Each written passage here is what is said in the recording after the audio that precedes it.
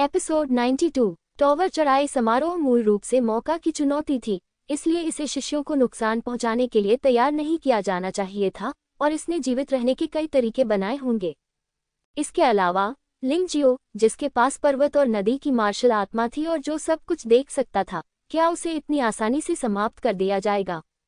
अचानक हवा में एक अद्वितीय सुंदरता की आकृति प्रकट हुई। वह यूनू था। शक्तिशाली आभा ने पूरे आंतरिक द्वार को घेर लिया और यहाँ तक कि सभी 50 शिष्यों को भी अपने घेरे में ले लिया। महारानी यूनू का स्वागत है। प्रधानाध्यापक चांग यूयंग और आंतरिक द्वारपाल तियानयान तियानजुन के नेतृत्व में टावर चढ़ाई समारोह के 50 प्रतिभागियों ने झुककर सलामी दी। यूनू ने थोड़ा सिर हिलाया लेकिन कुछ नहीं बोली।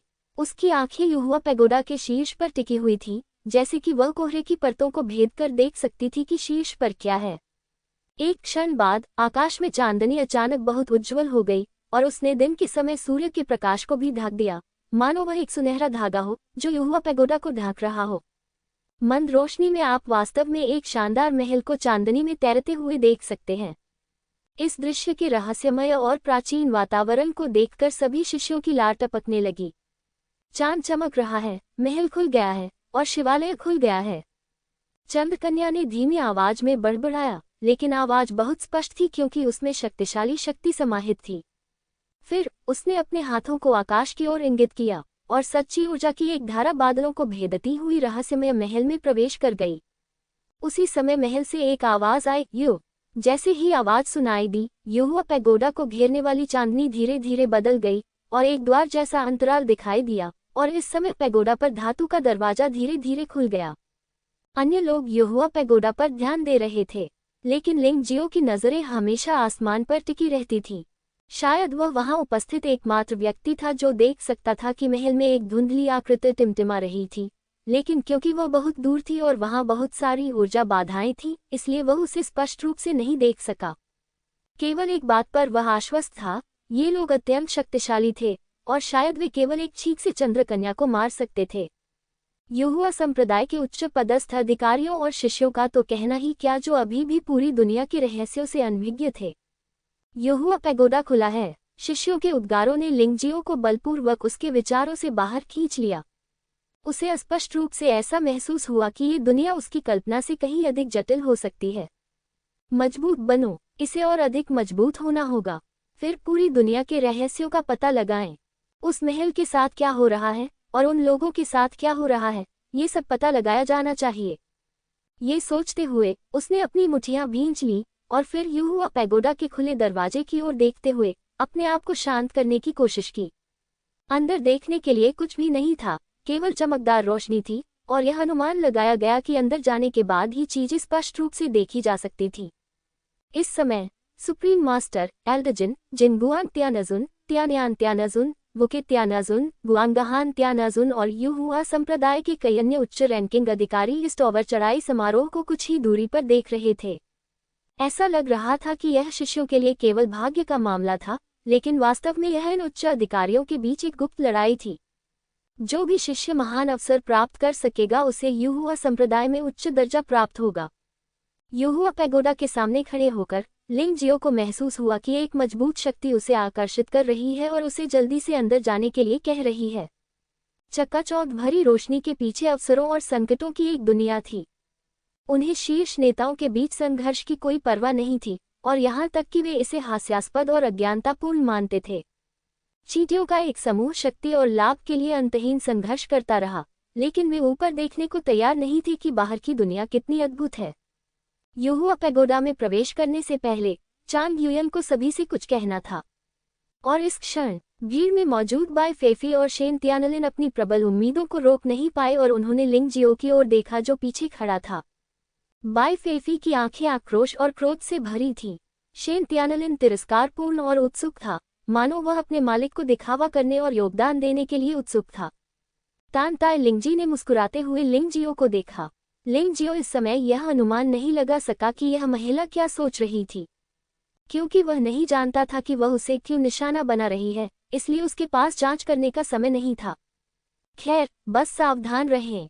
वे तीनों अच्छी तरह जानते थे कि युहुआ पैगोडा में प्रवेश करने के बाद यहाँ तक कि मून गर्ल भी उन्हें नियंत्रित नहीं कर सकती थी, हालांकि यह कहा जाता है कि यदि आप युहुआ पैगोडा में मर जाते हैं तो आप वास्तव में नहीं मरेंगे, लेकिन किसी व्यक्ति को मारने के कई तरीके हैं। जब तक आप लिंगजियो की आत्मा को बांध सकते हैं इससे पहले कि वह टेलीपोर्ट हो जाए। ये तो बताने की आवश्यकता ही नहीं है कि उन तीनों के हाथों में विशेष गुप्त स्क्रॉल हैं जो युहुआ पैगोडा के कानूनों की अनदेखी कर सकते हैं। हालांकि उन तीनों के विचार अलग अलग हैं, लेकिन लिंगजियो को मरना चाहिए यह विचार बिल्कुल एकीकृत है। ठीक है, इस संप्रदाय की बातचीत समाप्त हो गई है। अब क्रम से युहुआ पैगोडा में प्रवेश करें। इस समय चांग ग्युयिंग एक तरफ खड़ा था और कहा। सभी ने सिर हिलाया और फिर एक एक करके अज्ञात सफेद रोशनी की ओर चले और युहुआ पैगोडा में प्रवेश किया। युलिन महोत्सव टॉवर चढ़ाई समारोह आधिकारिक तौर पर शुरू हुआ। लिंग जियाओ ने अपना पैर उठाया और युहुआ पैगोडा में प्रवेश किया। उस समय चमकदार सफेद रोशनी से लेकर अंधेरे तक लगभग सभी की आंखों में अलग अलग स्तर की बेचैनी दिख रही थी, लेकिन लिंग जियाओ ने ऐसा नहीं किया। युहुआ पैगोडा में प्रवेश करने के बाद उसने अपनी आंखें बंद कर लीं और सच्ची सार गेंद को छोड़ दिया, जिससे उसे अपने आसपास की हर चीज का एहसास हुआ जो आंखों से भी अधिक संवेदनशील थी। यह महसूस करते हुए कि अब लगभग समय हो गया है, उसने धीरे से अपनी आंखें खोलीं। जो दिखाई दिया वह कोई साधारण शिवालय की जमीन नहीं थी, बल्कि जहां वे खड़े थे वह वास्तव में एक केबल पुल था। मुझे नहीं पता कि पुल कितना लंबा है, लेकिन आप दूसरी ओर इसका अंत नहीं देख सकते। ये पुल केवल 2 मीटर चौड़ा है और इसमें कोई लकड़ी के बोर्ड नहीं है, केवल कुछ स्टील के केबल इसे जोड़ते हैं। केबल पुल के नीचे अशांत लहरों के साथ बहती नदी है। जैसे ही उसने अपनी आंखें खोलीं, लिंग जियो ने कुछ चीखें सुनी। टावर चढ़ाई समारोह में 50 शिष्यों ने भाग लिया, 5 बाहर हो गए और 45 बचे। ये बहुत ठंडी और यांत्रिक आवाज थी, जो किसी यांत्रिक कठपुतली की आवाज जैसी लग रही थी। क्या तो आप बाहर हो गए? जो शिष्य पीछे रह गए थे वे भी आश्चर्यचकित हो गए। उन्होंने अभी तक कुछ नहीं किया है, लेकिन 5 लोगों को बाहर कर दिया गया है। मून फेस्टिवल टॉवर क्लाइंबिंग समारोह वास्तव में बहुत कठिन है। ये पहला स्तर है और सबसे आसान स्तर भी। केबल ब्रिज को पार करने के बाद आपके सामने आने वाली चीजें एक से ज्यादा मुश्किल हो सकती हैं और हर किसी का अनुभव अलग अलग होगा। वह यांत्रिक ठंडी आवाज अभी भी गूंज रही थी। मूनलाइट पैगोडा आपके प्रदर्शन को रिकॉर्ड करेगा। आप जितने लंबे समय तक इसमें रहेंगे, आपका स्कोर उतना ही अधिक होगा। बेशक आपके सामने आने वाले अवसर, खतरे का सामना करने पर आपका प्रदर्शन आदि भी संदर्भ मानकों में से एक है। हालांकि मुझे फिर से जोर देना चाहिए कि जीवित रहना मुख्य कार्य है। जितना अधिक आप जीवित रहेंगे, उतना ही अधिक आप पाएंगे। जब ये ठंडी मशीनी आवाज सुनाई दी तो कोई भी हिला नहीं, क्योंकि हर कोई नियमों को ध्यान से सुनना चाहता था। और जब आवाज गायब हो गई तो लिंग जियो को अचानक अपने पीछे से खतरे की एक तेज सांस आती हुई महसूस हुई। लिंग जियो के पीछे से अचानक एक खतरनाक आभा आई। ये बाई फेफी है। इस बेवकूफ औरत को अभी तक कुछ भी समझ नहीं आया है, तो वह यहीं पर यह सब करना चाहती है। युलिंग, झाओजी, तुम दोनों पहले चले जाओ, मैं सीनियर सिस्टर बाई के साथ खेलूंगा। जैसे ही उसने बोलना समाप्त किया, लिंग जियो का चेहरा अचानक बदल गया। उसने बाहर निकलने के लिए युनलॉन्ग दिव्य आंदोलन का इस्तेमाल किया और उसी समय झाओजी और दाई युलिंग को पकड़ लिया। जब वह इस तरह भाग गया तो सभी लोग दंग रह गए। जब सभी लोग असमंजस में थे, अचानक अशांत नदी में एक विशाल अजगर ने अपना खूनी मुंह खोला और उसे काट लिया। इस आदमी का स्थान ठीक वही है जहां पहले लिंग जियो खड़ा था। भागो, वहां एक विशालकाय अजगर है। इस समय कई लोगों ने विशालकाय अजगर की खोज की है। वास्तव में यह विशालकाय अजगर शक्तिशाली नहीं है। इसमें केवल 5वें स्तर के क्रूर जानवर की भावना है और असाधारण क्षेत्र में 5वें स्तर का योद्धा इसे संभाल सकता है। हालांकि यह आदमी बहुत बड़ा था और अचानक हमले से योद्धा घबरा गए और उन्होंने लड़ने के बारे में सोचा भी नहीं। परिणाम ये हुआ कि 7 या 8 और शिष्यों को एक ही घूंट में निगल लिया गया, मृत घोषित कर दिया गया और युहुआ पैगोडा से बाहर भेज दिया गया। टावर चढ़ाई समारोह में 50 प्रतिभागी थे, 12 असफल रहे और अब 38 बचे हैं। वह ठंडी आवाज फिर से गूंजी, जिससे सभी युवाओं के दिलों की धड़कनें बढ़ गईं। हमने अभी तक पहला स्तर भी पार नहीं किया है, लेकिन केवल 38 लोग ही बचे हैं।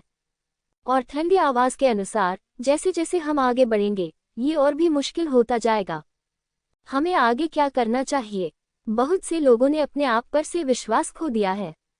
घबराहट में सभी लोग स्टील केबल पुल के दूसरी तरफ भाग गए। नतीजतन भीड़ और एक दूसरे को निशाना बनाने के कारण एक व्यक्ति स्टील केबल पुल से फिसल गया और सीधे बहती नदी में गिर गया। शेष संख्या 37 है। मुझे नहीं पता कि क्या ये टॉवर चढ़ाई समारोह में योद्धाओं पर दबाव बढ़ाने के लिए था, लेकिन हर बार जब कोई असफल होता तो ठंडी आवाज सीधे इसकी सूचना देती। बहुत बहुत धन्यवाद वरिष्ठ भाई लिंग। झाओ जी, जो पुल के मुहाने पर खड़ा था, सदमे में था। अगर लिंग जियाओ ने समय रहते खतरे को नहीं देखा होता और उसे पुल के मुहाने पर नहीं लाया होता तो उसकी जान जा सकती थी। नहीं, ये सिर्फ सुविधाजनक है। लिंग जियाओ का रवैया बहुत स्पष्ट था। अगर वह मदद कर सकता है तो वह मदद करने के लिए बाध्य होगा, लेकिन अगर वह खुद का ख्याल भी नहीं रख सकता तो वह दूसरे लोगों के काम में दखल नहीं देगा। लिंग जियो, तुम घटिया आदमी हो। जब तुम्हें खतरे का पता चला तो तुमने सभी को चेतावनी क्यों नहीं दी? शेन त्यानलिन, जो पुल की ओर दौड़ा, गुस्से से दहाड़ा। यह एक मजाक है। एक सच्चे शिष्य के रूप में क्या आप मुझसे कमतर नहीं हैं? आप सभी को ये बात क्यों नहीं याद दिलाते? लिंग जियाओ ने उपहास किया। आप? शेन त्यानलिन का चेहरा खुद को रोकने से लाल हो गया, लेकिन वह अवाक था। अगर वह ये कहना चाहता है कि उसने खतरे को नोटिस नहीं किया तो इसका मतलब है कि वह लिंग जियो जितना अच्छा नहीं है। लेकिन अगर उन्होंने कहा कि उन्होंने खतरे का पता लगा लिया है तो यह उनके मुंह पर तमाचा होगा। न बाएं, न दाएं। सब लोग सुनो, मुझे डर है कि स्टील केबल पुल पार करने के बाद बड़ा संकट आ सकता है। हालांकि मैं नहीं जान सकता कि खतरा क्या है, लेकिन सभी को सावधान रहना चाहिए, बस इतना ही। लिंग जियो को पहले ही महसूस हो चुका था कि स्टील केबल पुल को पार करने के बाद उन पर ताला लगाए हुए विशालकाय अजगर से भी अधिक भयानक आभा थी। लेकिन यह वास्तव में क्या है, यह अभी भी अज्ञात है। युहुआ पैगोडा इतना जादुई है कि यदि कई चीजें दिखाई न दे तो यहाँ तक कि लिंग जियाओ भी इसका पता नहीं लगा सकता है और केवल सांस का एक निशान ही महसूस कर सकता है। गह, जैसे ही उसने बोलना समाप्त किया, अचानक आकाश में एक तीखी चीख गूंजी। फिर भयावह और खतरनाक आभा और करीब आती गई। गाह, आवाज फिर से सुनाई दी और सभी ने देखा कि आवाज अंधेरे आसमान से आ रही थी, लेकिन वे कुछ भी नहीं देख पा रहे थे। ये भयावह और निराशाजनक एहसास वाकई असहज था। क्या चल रहा है? बाई फेफी भी इस समय लिंगजियो से निपटना भूल गई। अभी अभी तो लिंगजियो के खिलाफ साजिश रची गई थी, इसलिए उसने खुद को संभाला। यह क्या है? ये हर किसी का सवाल है। लिंग जियाओ ने आकाश की ओर देखा। उसकी आंखों की काली पुतलियां तुरंत सोने में बदल गईं। उस पल उसके हाव भाव बदल गए और फिर उसने झाओ जी और दाई यूलिंग को पकड़ लिया और भागना जारी रखा। स्टील केबल पुल पार करने के बाद घना जंगल था। अभी भी घना अंधेरा था और कुछ भी देख पाना लगभग असंभव था। हालांकि ये पारलौकिक क्षेत्र के योद्धा अभी भी चीजें देख सकते हैं, लेकिन उनकी दृष्टि का क्षेत्र दिन के समय जितना व्यापक नहीं है। बाई फेफी, तांताई लिंगजी और शेन त्यानलिन सहित उन्होंने सभी को काली छायाएं देखीं। केवल लिंग जियो ही स्पष्ट रूप से देख सकता था कि उस चीज से निपटना आसान नहीं था, इसलिए भाग जाना सबसे अच्छा विकल्प था। वरिष्ठ भाई लिंग, कृपया हमें निराश कर दीजिए। यदि हम आप पर निर्भर रहेंगे तो हम अभ्यास करने का अवसर खो देंगे। झाओ जी ने सुझाव दिया।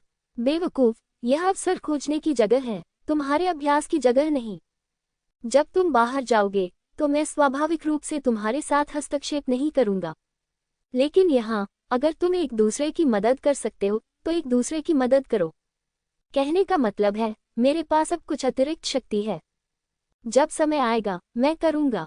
जब खतरा आएगा और मेरे पास अपना ख्याल रखने का समय नहीं होगा, अगर तुम चाहते हो कि मैं मदद करूं तो मैं कुछ भी करने के लिए बहुत आलसी हूं।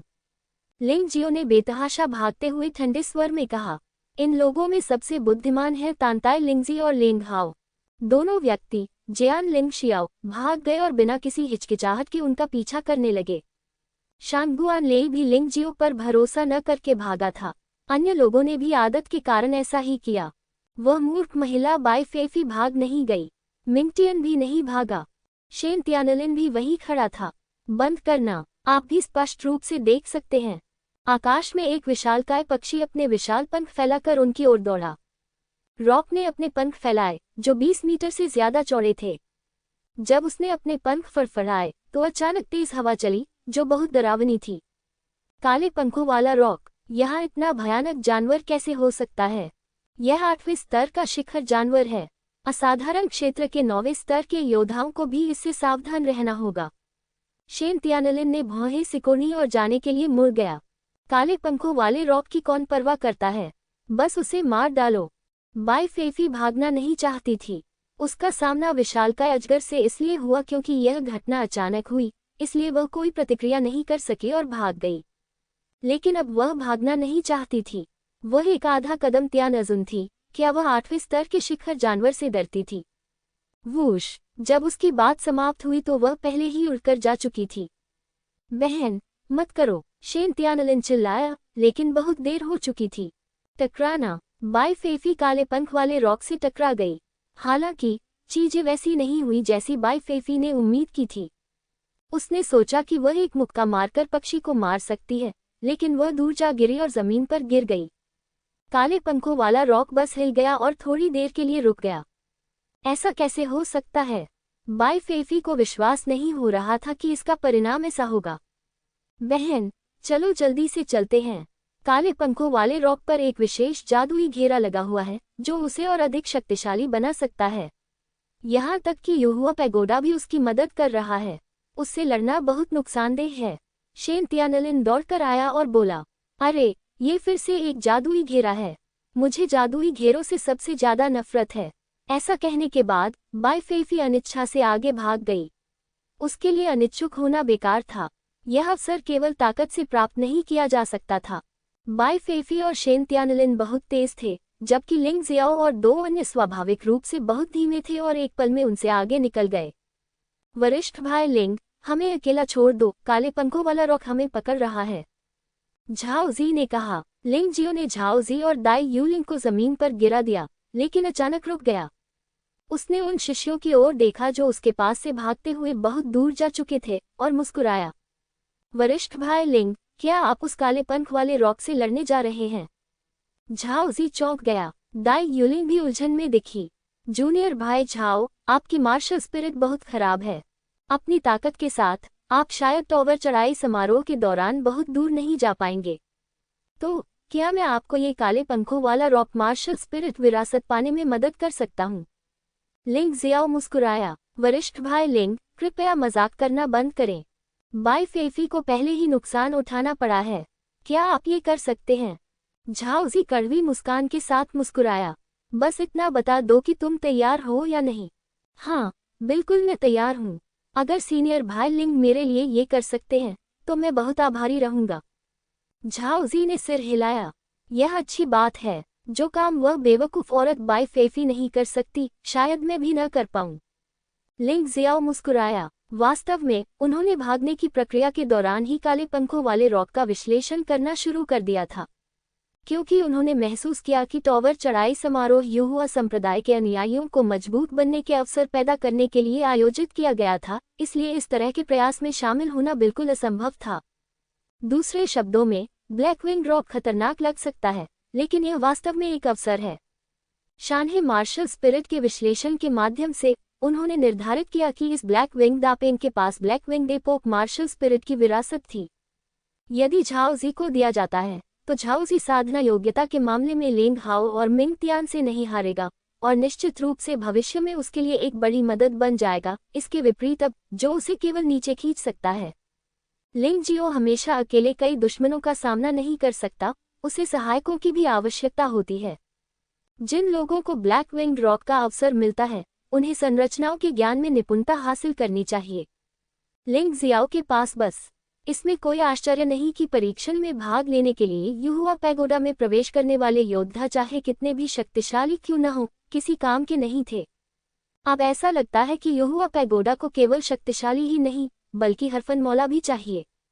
तुम लोग यही रहो और इधर उधर मत घूमो, मैं जाते ही आ जाऊंगा। लिंग जियाओ को कुंजी का पता चल गया, इसलिए काले पंख वाले रॉक का सामना करने के बजाय वह कूद गया और अपनी गति का उपयोग करके काले पंख वाले रॉक की पीठ पर आ गया। पक्षी ने उससे छुटने की कोशिश की, लेकिन कोई फायदा नहीं हुआ। इसके बजाय लिंग जियो ने आसानी से एक तंत्र ढूंढ लिया और उसमें वास्तविक ऊर्जा डाल दी। स्नैप! एक हल्की सी आवाज के साथ मूल रूप से क्रूर काले पंखों वाला रॉक एक प्रेत में बदल गया, जो प्रकाश की एक गेंद में फंस गया। जूनियर भाई झाओ, जारी रखो। लिंग जियो जमीन पर उतरा और सीधे झाओ जी के शरीर में प्रकाश की गेंद को इंजेक्ट किया, फिर झाओजी की मार्शल आत्मा को बाहर निकाला और इसे शानहे की मार्शल आत्मा को पोषण के रूप में खिलाया।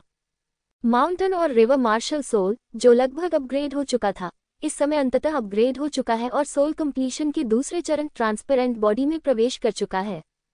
ये बात मायने नहीं रखती कि झाओजी की मार्शल स्पिरिट कितनी शक्तिशाली है, मुख्य बात कि उसके पास मार्शल स्पिरिट ऊर्जा की अंतिम मात्रा का अभाव है।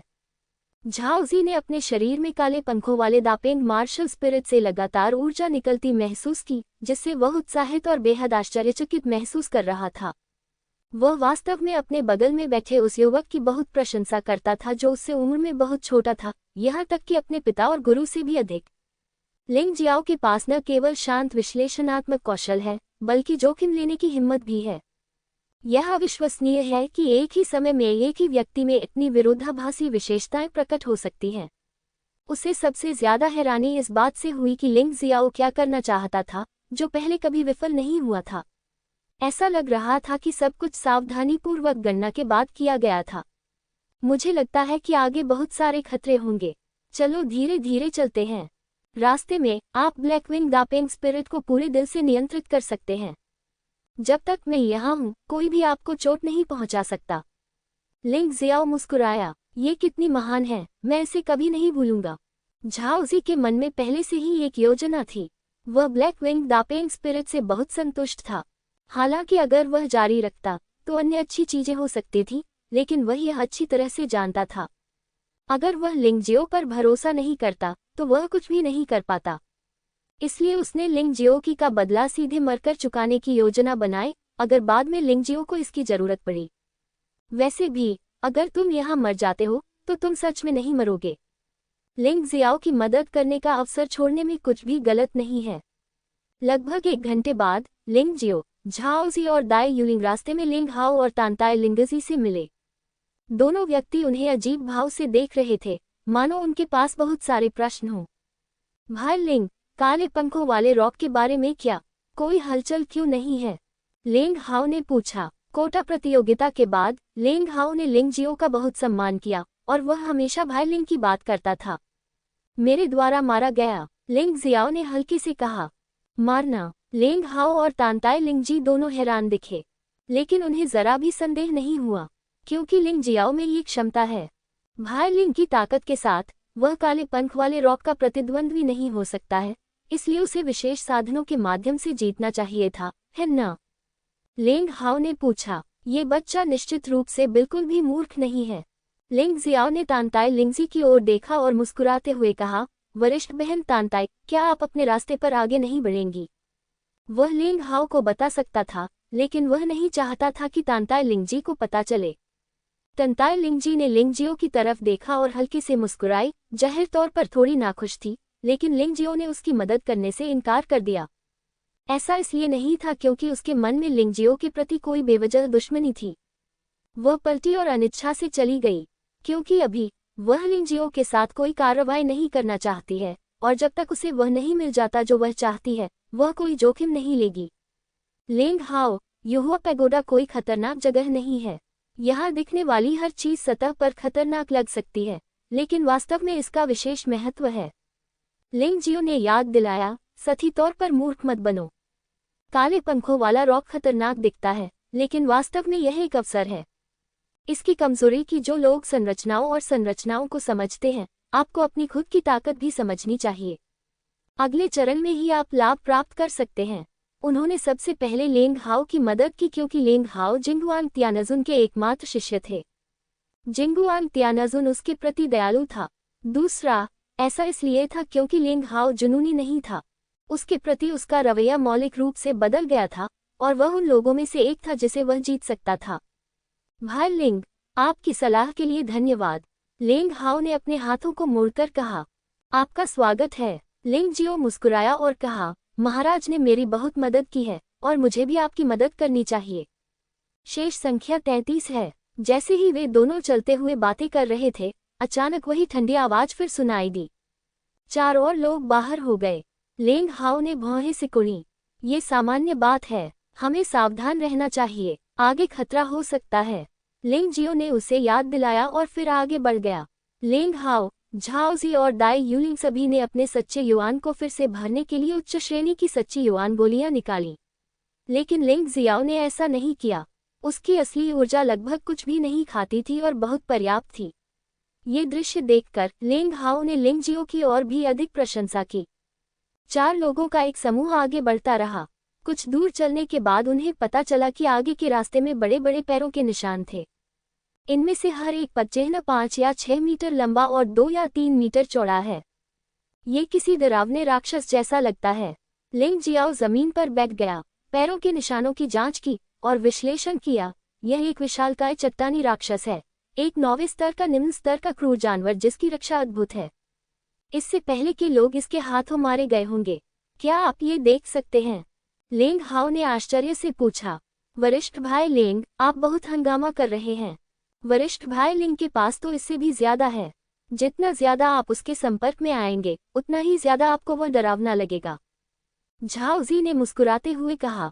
लिंग हाओ ने सिर हिलाया और खंडन नहीं किया। इससे पहले उसका लिंग जियाओ से कोई संपर्क नहीं था, लेकिन कोटा के लिए पिछली प्रतियोगिता के बाद से उसे इसके बारे में पता चल गया था। लिंग जियो सचमुच अद्भुत है। शायद जैसा कि झाओजी ने कहा, इस व्यक्ति में कई ऐसी क्षमताएं हैं जिनके बारे में वह नहीं जानता। वरिष्ठ भाई लिंग, क्या हमें आगे बढ़ना जारी रखना चाहिए?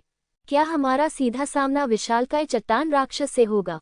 झाओजी ने पूछा। चिंता मत करो, हर बार जब यह विशालकाय पत्थर का राक्षस लोगों के एक समूह को मारता है तो 1/4 घंटे के लिए विराम होता है। अभी जो कुछ लोग मरे हैं वे केवल 2 या 3 मिनट के लिए थे। चलो गति बढ़ाते हैं, ये ठीक होना चाहिए। लिंग जियो खड़ा हुआ और तेज गति से आगे बढ़ा। लिंग हाओ, दाई यूलिंग और झाओजी ने अनुसरण किया। झाओजी ने पाया कि ब्लैक विंग दापेंग मार्शल स्पिरिट विरासत में मिलने के बाद उसकी गति स्पष्ट रूप से बहुत बढ़ गई थी, लगभग दाई यूलिंग से भी तेज।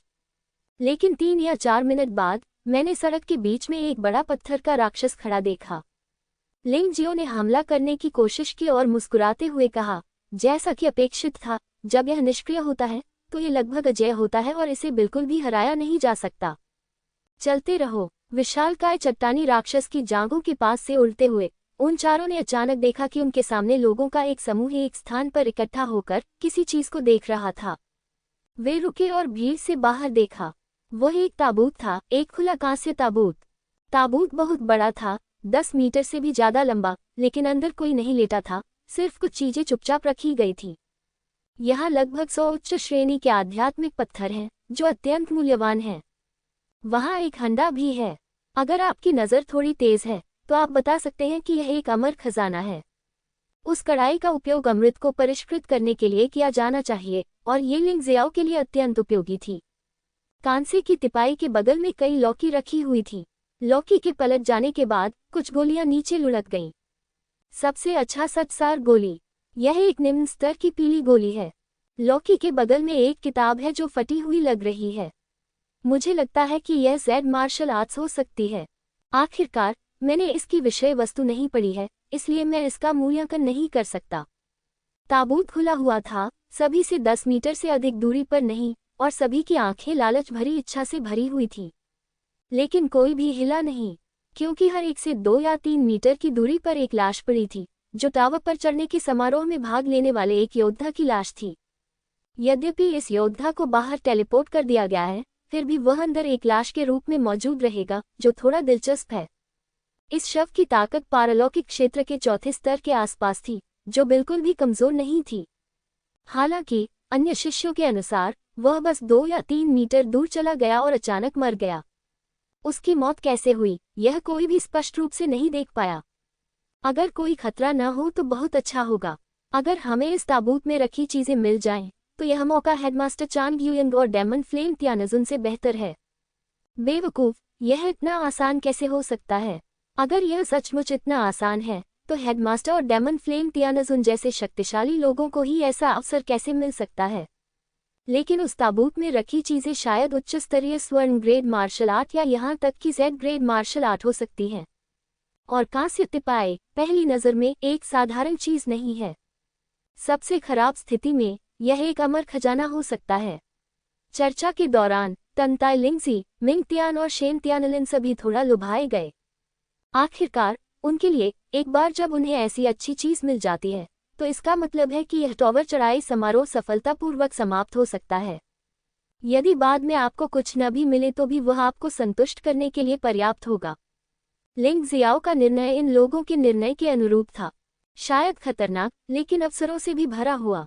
वरिष्ठ भाई लिंग, अगर मैं वहां जाकर मर जाऊं तो क्या आप वहां की खामियां या कमियां देखकर उन चीजों को प्राप्त कर सकते हैं? झाओजी ने लिंगजियो को एक संदेश भेजा। बेशक ये ठीक है, लेकिन क्या आप सचमुच ऐसा करने जा रहे हैं? लिंग जियाओ ने आश्चर्य से पूछा। वैसे भी मैंने black wing the peng martial spirit प्राप्त कर ली है। मुझे एकाग्रता के साथ इसका अभ्यास करने की आवश्यकता है, अन्यथा मैं अभ्यास करने का सबसे अच्छा समय खो दूंगा। चूंकि मैं मरने वाला हूं, इसलिए निश्चित रूप से मुझे सार्थक तरीके से मरना चाहिए। झाओजी मुस्कुराया। ठीक है, तो चलो जो मिलेगा उसे आधा आधा बांट लेंगे, लिंग जियाओ ने एक संदेश में कहा। झाओजी ने इस मामले में संघर्ष नहीं किया। बाहर जाने के बाद वह बस ये नहीं चाहता था, अगर वह यहाँ बहस करता तो विशाल पत्थर राक्षस जाग जाता। ठीक है, मैं जा रहा हूँ। झाओजी ने एक गहरी सांस ली, भीड़ के पास से चला गया और फिर एक काली छाया उसके पीछे धुंधली सी दिखाई दी। यह एक काला रॉक पक्षी था जिसकी आभा बहुत भयावह थी।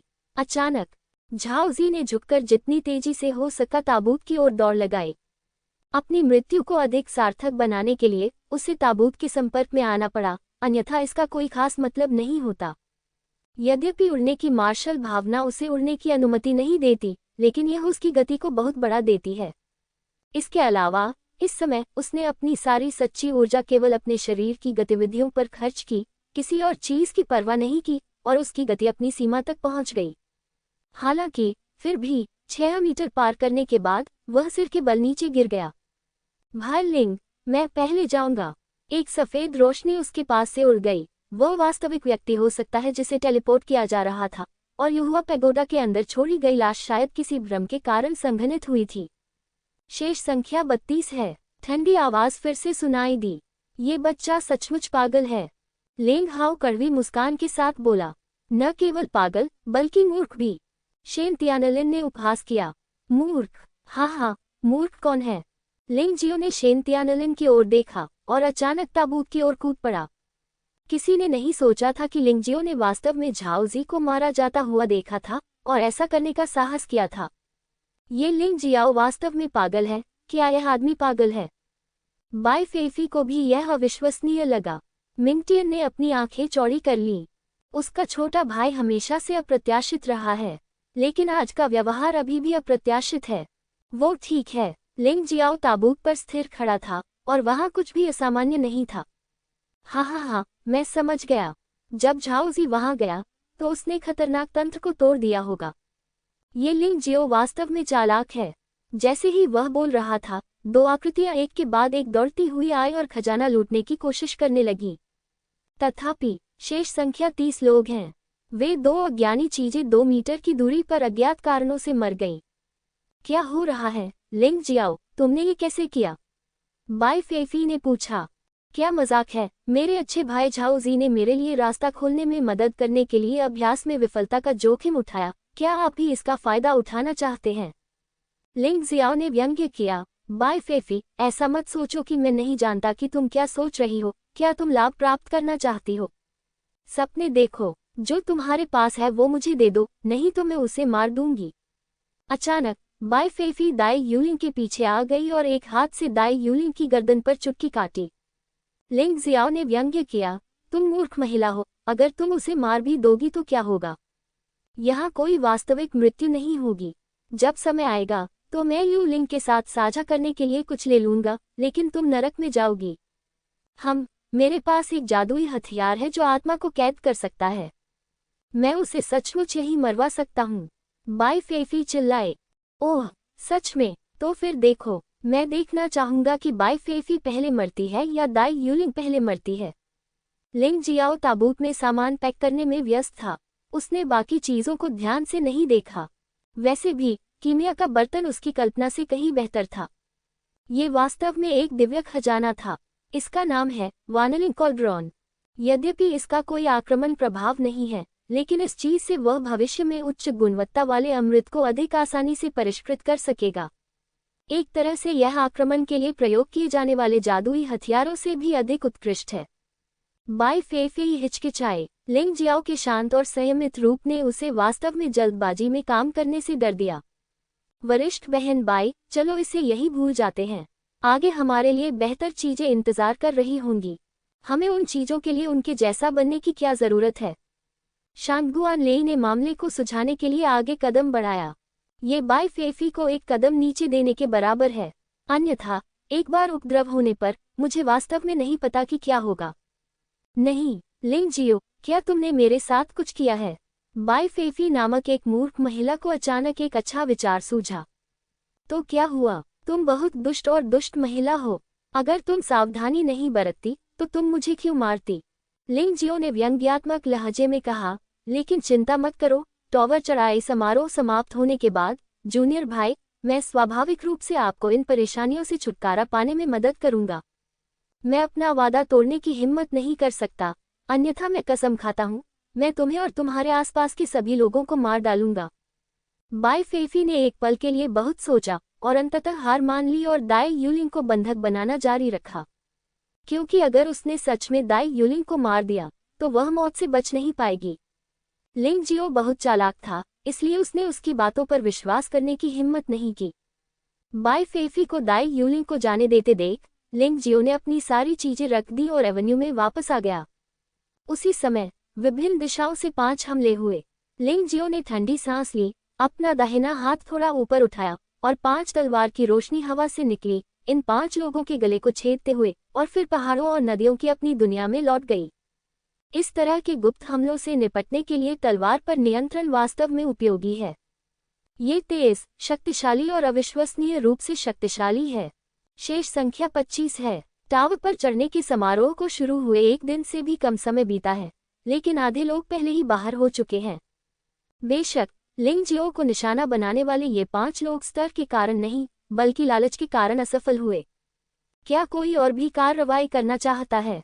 लिंग जियो ने अपने आसपास के लोगों को ठंडी नजर से देखा और हल्के से पूछा। जिन योद्धाओं ने मूलतः एक साथ जाने की योजना बनाई थी, उन्होंने इस समय अपनी योजना त्याग दी। लिंग जियो बहुत ताकतवर आदमी है, इसलिए हमें उसके फंसने या घायल होने तक इंतजार करना होगा, तभी हम कार्रवाई कर सकते हैं। विशाल पत्थर राक्षस जागने वाला है, चलो चलें। लिंग जियो ने दाई यूलिंग की ओर देखा और फिर आगे बढ़ गया। युहुआ पैगोडा के बाहर प्रवेश द्वार पर बहुत से लोग एकत्र हुए हैं। क्योंकि इतने सारे लोग बाहर हो गए थे, ये सचमुच असामान्य लगा। वूश! अचानक 5 आकृतियां सीधे युहुआ पैगोडा से बाहर फेंक दी गईं। 5 और समाप्त हो गए। चांग यूइंग ने भौहें सिकोड़ी और खुद से ही बुदबुदाई। अन्य वरिष्ठ अधिकारियों के हाव भाव भी बहुत अच्छे नहीं थे। इस बार यूएनव ने जानबूझकर युहुआ पैगोडा में प्रवेश करने वाले लोगों की संख्या बढ़ा दी, लेकिन कौन जानता था कि उनमें से आधे लोग इतनी जल्दी खत्म हो जाएंगे। लोगों की इस बढ़ी हुई संख्या का क्या मतलब है?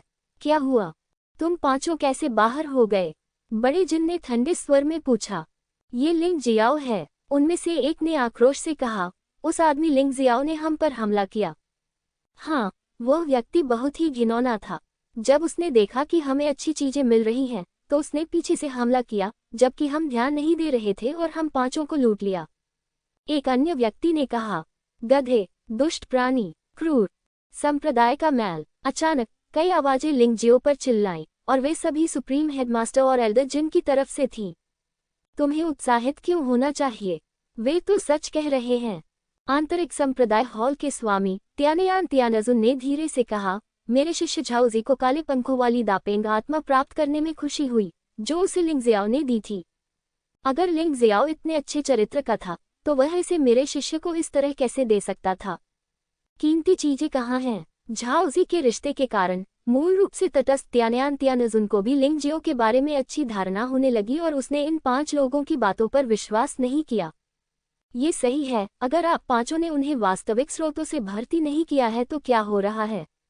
जिंगुआंग त्यानजुन गुस्से से चिल्लाया। जो बात उसे सबसे अधिक नापसंद थी, वह ये थी कि अपराधी ने पहले शिकायत की।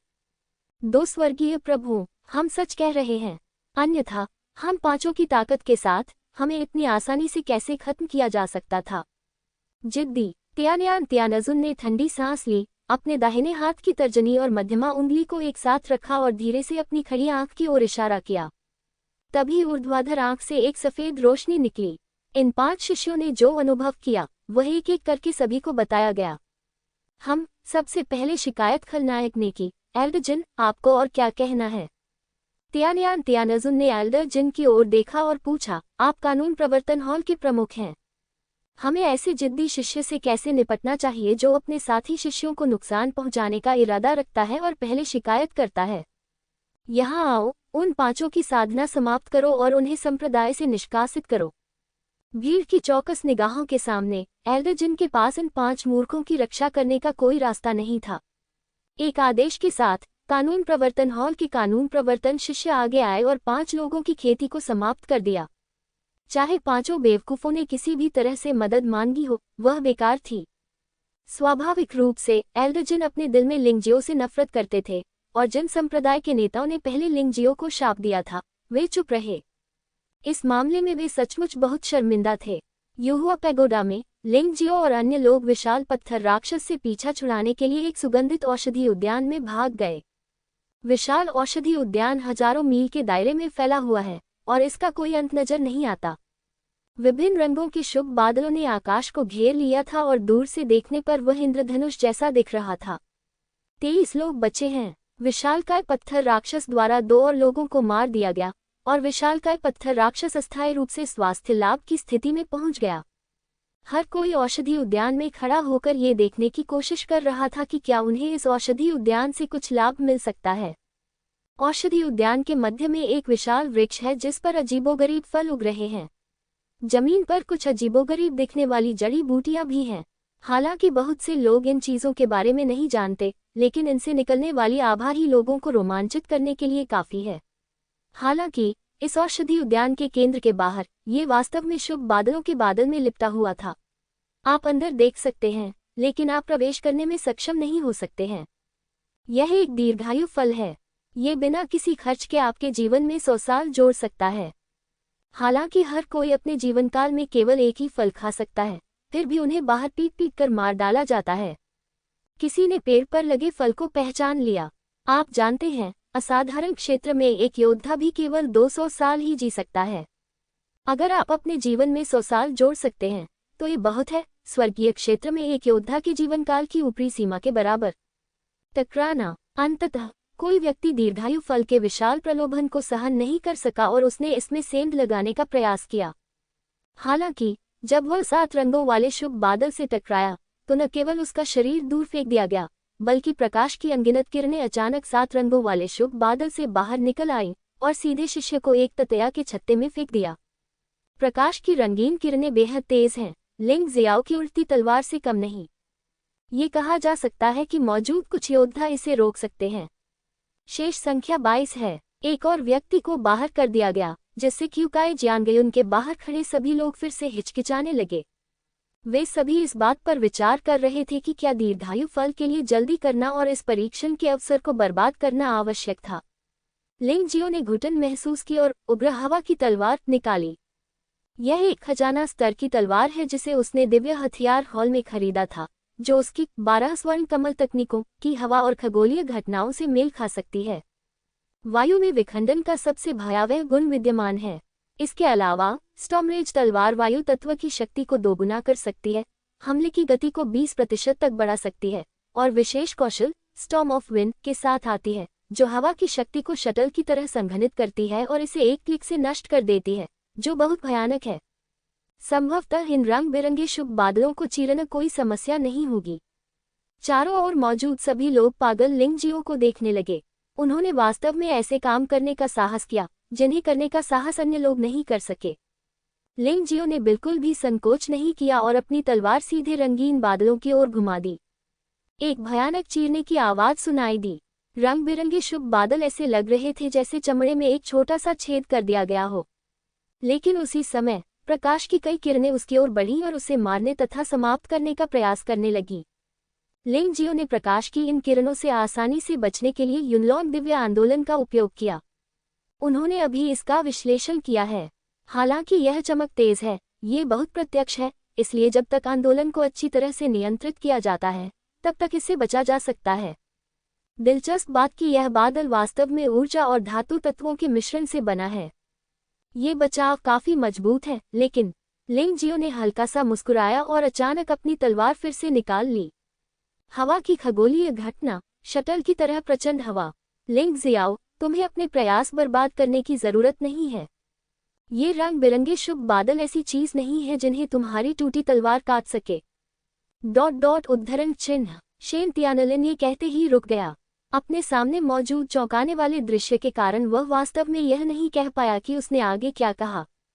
लिंग जियाओ के हाथ में उग्र पवन तलवार ने आकाशीय घटना की शक्ति को एक शटल के आकार में संघनित कर दिया, सीधे रंगीन शुभ बादलों को भेद दिया और तुरंत अंतराल को बहुत बढ़ा दिया।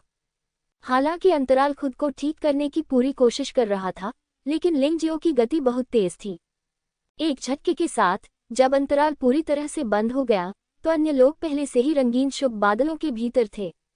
बेवकूफ, वह अंदर कैसे जा सकता है? शेन तियानलिन की आंखें घंटियों की तरह चौड़ी थीं, वह बहुत हैरान और क्रोधित था। ये बच्चा अंदर जा सकता है, मैं भी जा सकता हूँ। बाई फेफी ने मन ही मन अपने दिल में सोचा, फिर अपनी असली ऊर्जा को लंबी तलवार पर केंद्रित किया, रंगीन शुभ बादलों को भेदने के लिए लिंग जियो की विधि का पालन किया और औषधि उद्यान में प्रवेश किया। आखिरकार वह एक आधा कदम तियानजुन है। जब तक वह विधि में महारत हासिल करती है, तब तक प्रवेश करना मुश्किल नहीं है। उसके बाद तांताई लिंगजी, मिंगतियान, शेन तियानलिन, ली जोगहाओ, वू यांग और किन वू सहित कुल 10 लोगों ने एक के बाद एक प्रवेश किया। इन लोगों में मिंगटियन को छोड़कर सभी पारलौकिक क्षेत्र के 7वें स्तर से ऊपर के योद्धा हैं। मिंगटियन की स्थिति थोड़ी अजीब है। उसके माथे पर एक अजीब सा शिलालेख दिखाई दिया और उसे नहीं पता था कि इसका क्या मतलब है।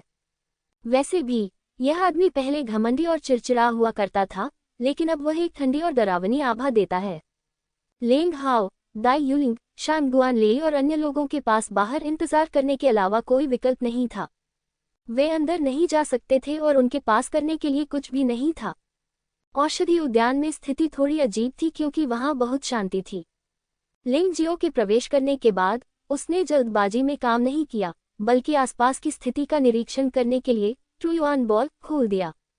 यद्यपि दीर्घायु फल उससे 100 मीटर से भी कम दूरी पर था, लेकिन वह अच्छी तरह जानता था कि वह जल्दबाजी में गर्म टोफू नहीं खा सकता। ये सचमुच दुखद होगा यदि किसी की अपनी जिंदगी लापरवाही के कारण बर्बाद हो जाए।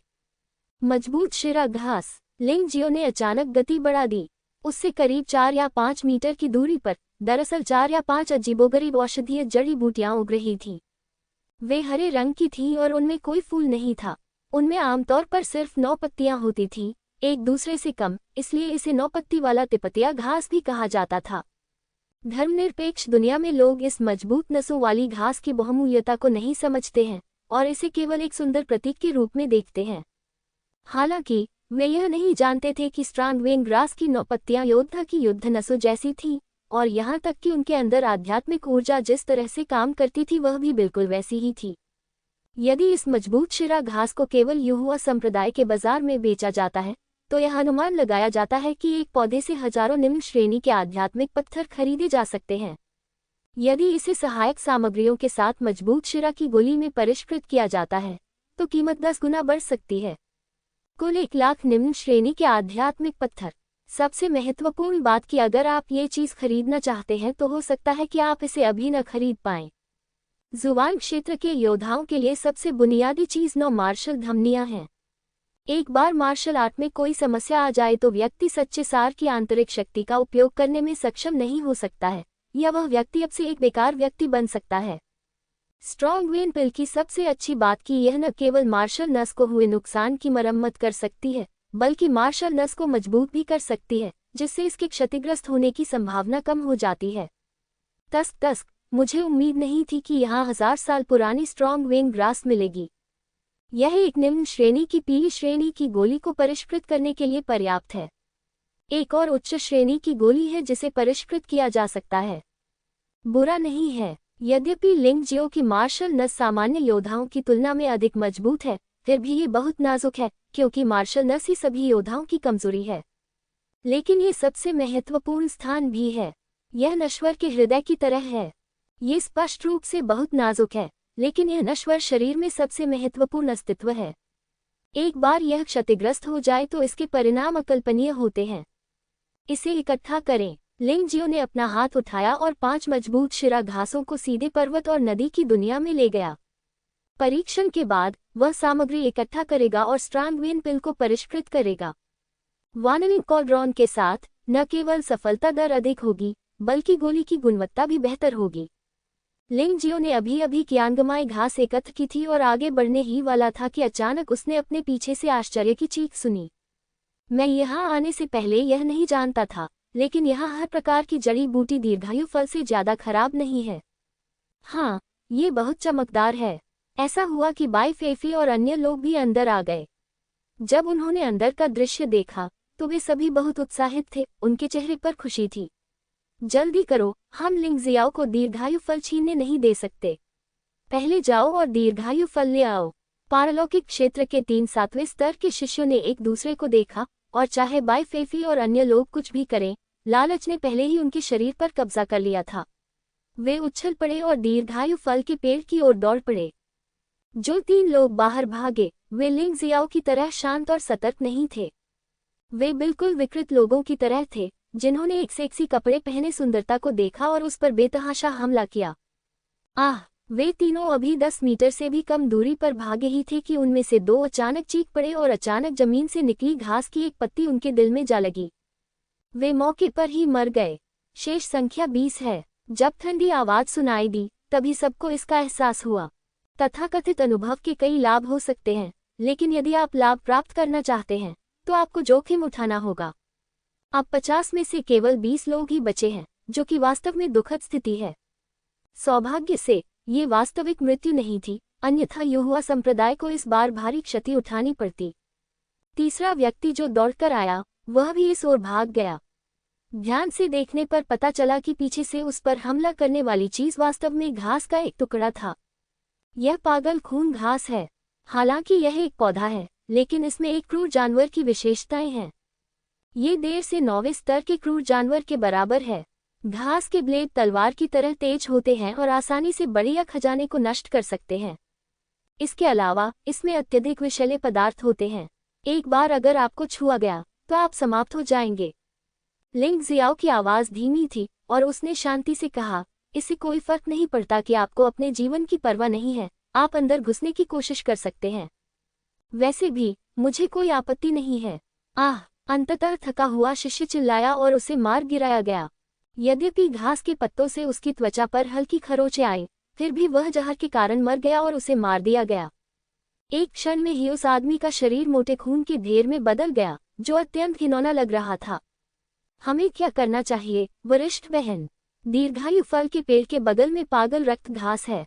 इन लोगों में मुझे डर है कि आप ही एकमात्र हैं जिनके पास इससे निपटने का कोई तरीका है ना? शेन तियानलिन ने बाई फेफी को देखा और कुछ निराशा के साथ पूछा। कुल मिलाकर 5 दीर्घायु फल हैं, और उनका मानना है कि जब तक बाई फेफी को यह मिलता रहेगा, तब तक उन्हें एक फल साझा करने का अधिकार होना चाहिए। मैं क्या कर सकता हूँ? वह पागल खूनी घास बहुत जहरीली है। अगर मैं ताकतवर भी हूँ तो भी यह बेकार है। क्या मुझे फिर भी मरना नहीं चाहिए? चाहे बाई फेफी कितनी भी मूर्ख क्यों न हो, जब उसने पागल रक्त घास को देखा तो वह पीछे हटने के अलावा कुछ नहीं कर सकी। पागल रक्त घास यहाँ है। अचानक ली ज़ोंगहाओ चिल्लाया और हर कोई चौंक गया। तांताई लिंगजी एक क्षण के लिए हिचकिचाया, फिर पलटा और रंग बिरंगे बादलों से बच निकला। फिर शेन तियानलिन, बाई फेफी, वू यांग और किन वू भी भाग गए। उनके पास जड़ी बूटियां एकत्र करने का भी समय नहीं था, क्योंकि ब्लडवीड का हमला पहले ही हो चुका था। केवल ली ज़ोंगहाओ ही वह व्यक्ति था जिसने कुंग शुएकाओ को सबसे पहले खोजा था, लेकिन वह भागा नहीं। इसके बजाय वह जमीन पर बैठ गया और मुट्ठी भर जड़ी बूटियां उठाकर भागने की कोशिश करने लगा। पूफ! लेकिन एक पल में एक हरे रंग की रोशनी चमकी और ली ज़ोंगहाओ चीख भी नहीं सका और उसका सिर सीधे जमीन पर गिर गया, बेजान। शेष संख्या 19 है। लिंगजियाओ भागा नहीं, वह बस वहीं खड़ा रहा, जैसे कोई इंसान न होकर कोई पौधा हो। शानहे मार्शल स्पिरिट का टेम्पलेट इतना शक्तिशाली है, यह न केवल आपकी आभा को छिपा सकता है, बल्कि आपकी आभा को बदल भी सकता है। लिंगजियाओ को क्रेजी ब्लड ग्रास नामक भयंकर पौधे के बारे में पता था। दुनिया के भयानक जहरों में से यह निश्चित रूप से सबसे बेहतरीन था।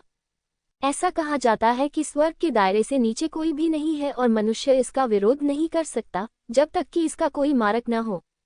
लेकिन कुंग शुएकाओ की एक घातक कमजोरी है, यानी उसके चेहरे पर किसी क्रूर जानवर जैसी विशेषताएं नहीं हैं।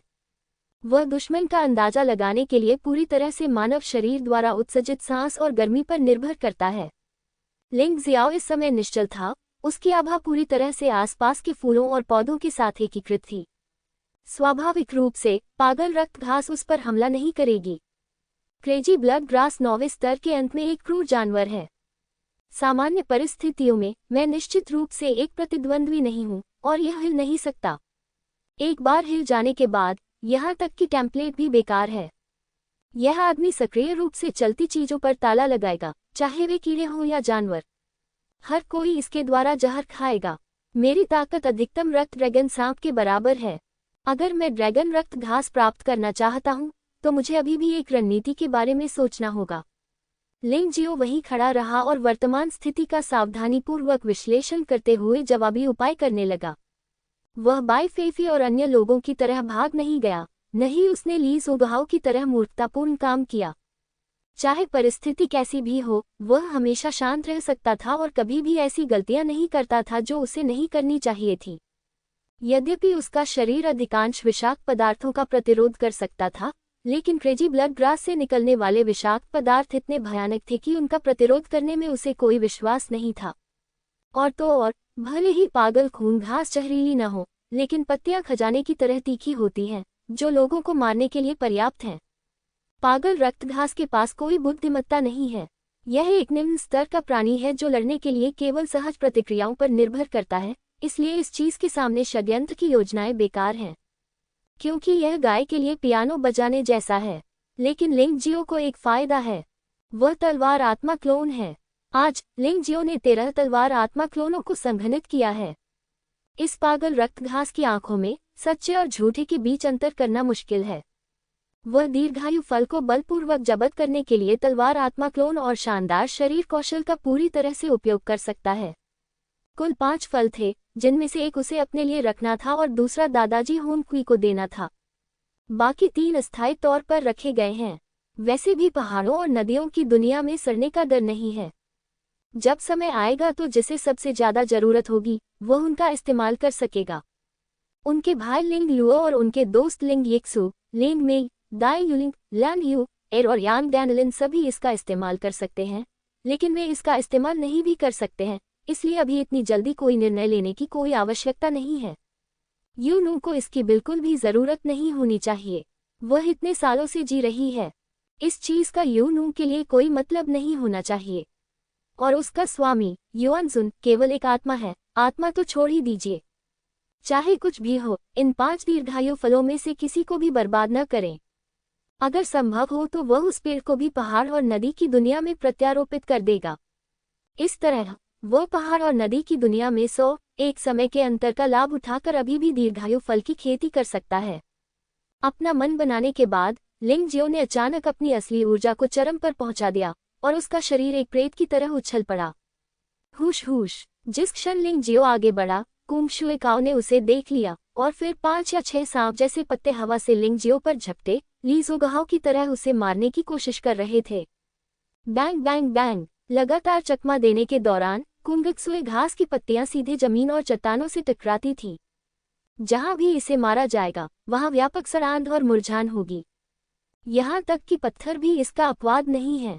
कितना बेकार है। उन मुरझाई हुई जड़ी बूटियों को देखकर लिंग जियो चुपके से आहें भरने से खुद को रोक नहीं सका, लेकिन इस समय वह खुद की रक्षा नहीं कर सकता था और उसके पास उन चीजों की परवाह करने का समय नहीं था, इसलिए वह केवल गति जारी रख सकता था। पागल रक्त घास लिंग जियो को मारने में विफल रही और अधिक पत्तियां अलग हो गईं। बच नहीं सकते। तलवार आत्मा क्लोन। अचानक लिंग जियो 2 तलवार आत्मा क्लोनों में अलग हो गया, जिनमें से एक ने उसके लिए एक हमले को रोक दिया और फिर मुख्य शरीर बाहर निकल गया। एक अन्य तलवार आत्मा क्लोन ने कुंगक्सुकाओ का ध्यान आकर्षित किया, जिससे लिंग जियो के शरीर को एक पल में सैकड़ों मीटर दूर कूदने का अवसर मिला, सीधे दीर्घायु फल के पेड़ के नीचे।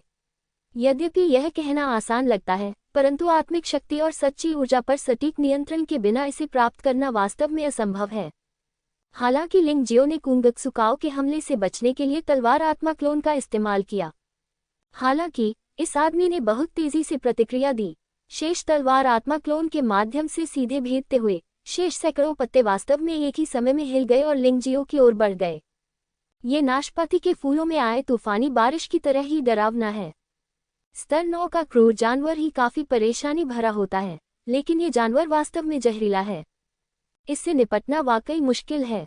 लिंग जियो ने केवल एक दीर्घायु फल चुना और दूसरा चुनने का समय नहीं मिला। जारी रखना। तलवार आत्मा क्लोन। लिंग जियो ने अग्निशक्ति को आकर्षित करने के लिए 3 और तलवार आत्मा क्लोन जारी किए, जबकि उसका मुख्य शरीर गुप्त रूप से दीर्घायु फल के पेड़ के पास छिप गया और पौधे की सांस की स्थिति में प्रवेश कर गया। यह पागल रक्त घास औषधि उद्यान की रखवाली करने वाला राक्षस होना चाहिए। अन्य जड़ी बूटियां शायद इसकी परवाह न करें, लेकिन ऐसा लगता है कि हमले के दौरान दीर्घायु फल के पेड़ को बचा लिया गया है। इससे लिंग जियाओ को एक उत्कृष्ट अवसर मिला। भले ही लिंग जियो की रक्षा अद्भुत है, लेकिन उसके पास एक पृथ्वी आत्मा का शरीर है। लेकिन वह 9वें स्तर के क्रूर जानवर से भिड़ना नहीं चाहता था, इसलिए स्वाभाविक रूप से उसे समस्या को हल करने के लिए सबसे चतुर और कम श्रम गहन विधि का उपयोग करना पड़ा। कुंगक्सुकाओ को तलवार आत्मा क्लोन पर हमला करना शुरू करते देख लिंग जियो ने अंततः फिर से कदम बढ़ाया और 2 दीर्घायु फल अपनी जेब में रख लिए। इस समय क्रेजी ब्लड ग्रास चाहे कितनी भी तेज क्यों न हो, फिर भी वह हमला करने में असमर्थ हो सकती है। हालांकि इस समय स्थिति अप्रत्याशित रूप से बदल गई। शेष 2 दीर्घायु फल वास्तव में किसी अन्य व्यक्ति के हाथों में पड़ गए। इस व्यक्ति की गति ने लिंग जियाओ को भी आश्चर्यचकित कर दिया।